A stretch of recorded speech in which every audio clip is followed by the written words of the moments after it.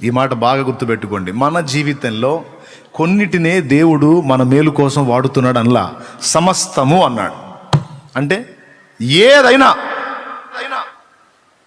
నీ జీవితంలో అనుమతించబడుతున్నది ఏదైనా నీ మేలుకే మారిపోద్ది, అంతే. నీ మంచికే మారిపోయింది, నీ శుభానికి, ఆశీర్వాదానికి, క్షేమానికే కారణమవుతుంది. ఎట్లా అవుతుంది అంటే అది అంతే. నీ కొంచెం ఐడియా ఉంటే, నీకు ఆలోచన ఉంటే, నేను చెప్పింది నీకు ఇట్టే అర్థమైపోయింది. నాకు అర్థమైంది.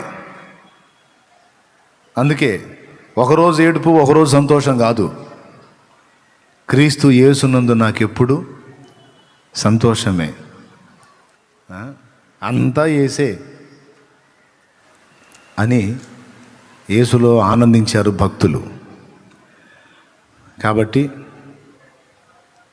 యేసులోకి ప్రవేశించిన రోజున, ఆ రోజు మొదలుపెట్టుకుని ఈ రోజు వరకు నేను అనుభవిస్తుంది చెప్తున్నా. ఇదే అనుభవం నీకు కూడా ఉంటే ఆనందం.